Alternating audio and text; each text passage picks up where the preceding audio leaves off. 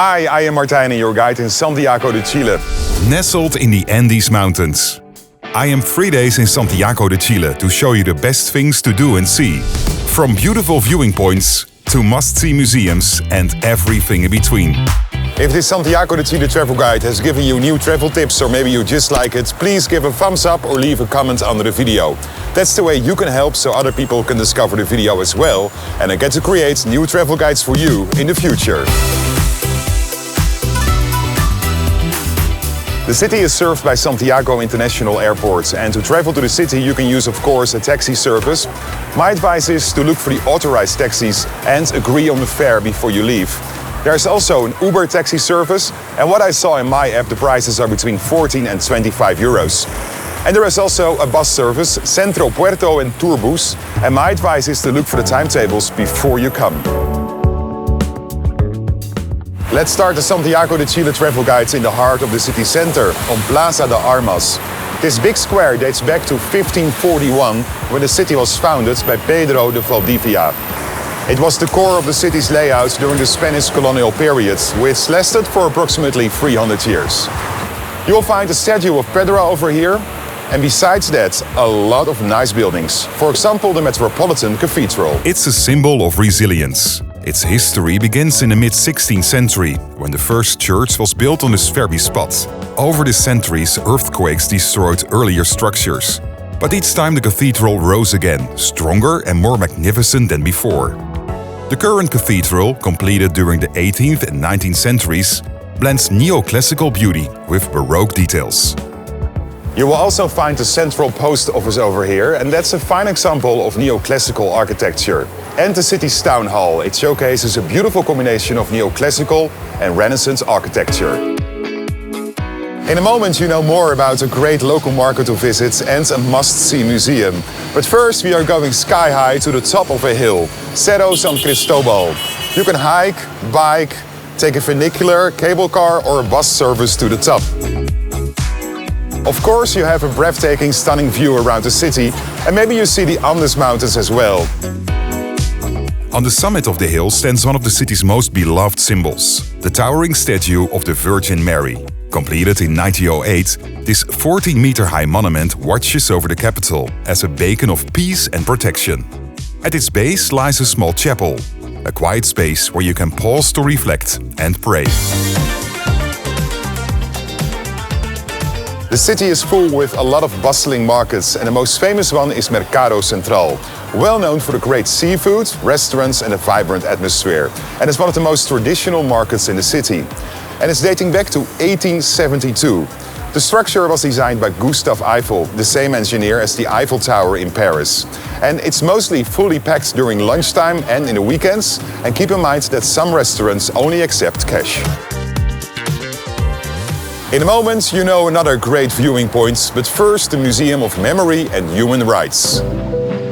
The museum is dedicated to show respect for the victims of human rights violations during the Pinochet regime. It refers to the period of military rule in Chile, led by General Augusto Pinochet. It began with a coup on September 11, 1973, and the regime lasted until 1990. The museum features a range of exhibits, including photographs, documents, testimonies and a memorial wall.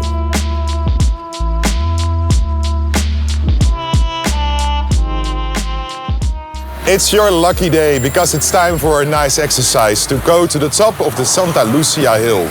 It's located in the heart of the city center and it's beautiful landscaped with gardens, sculptures and fountains. And that makes it a peaceful oasis in the heart of this bustling city. The Santa Lucia has a rich historical background. It was originally called Huelin, and later it served as a military fort during the Spanish colonial period. The hill offers well-maintained trails and stairs to the top. The only thing you have to bring with you are comfortable walking shoes. And when you are finally on the top, you will have a stunning view around the city.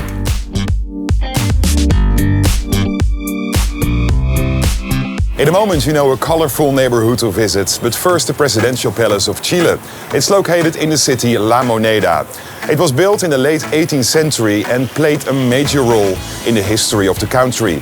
One of the most notable events was the military coup in September 1973 when the palace was bombed, which led to the overthrow of President Allende.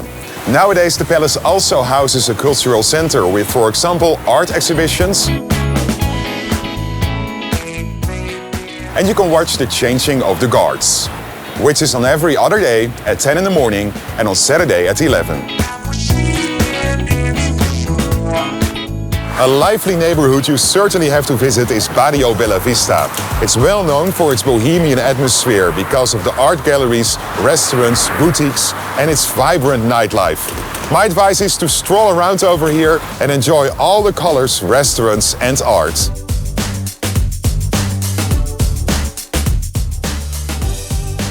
You will also find La Chascona in this neighborhood. This is a museum dedicated to the life and work of the Chilean poet-writer Pablo Neruda. It's time for some greenery in Parque Forestal. It's a big urban park in the city center. It was built in the early 20th century and a perfect place to stroll around, to jog, sport or maybe relax. The park is home to some cultural institutions, for example the Museum of Fine Arts. This museum dates back to 1880 and is one of the leading art museums in Chile. There are two more neighborhoods which I want to show you in this video, and the first one is Barrio Lastarria. It's a kind of bohemian neighborhood in the city, well known for the art galleries, the cafes, boutiques and the street markets. My advice is to walk around over here and enjoy the local culture.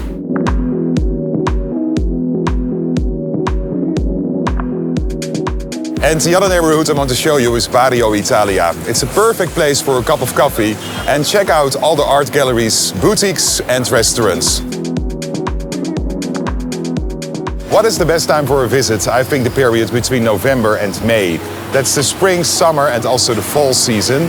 The city is well known for a lot of sunshine and keep in mind that it can be really hot in the summer between December and February. Please give a thumbs up, thank you so much when you like this Santiago de Chile travel guide. And if you don't want to miss new episodes, just subscribe on my YouTube channel. It's totally free and it enriches your view on the whole world. Tot ziens. Ciao. Hasta luego.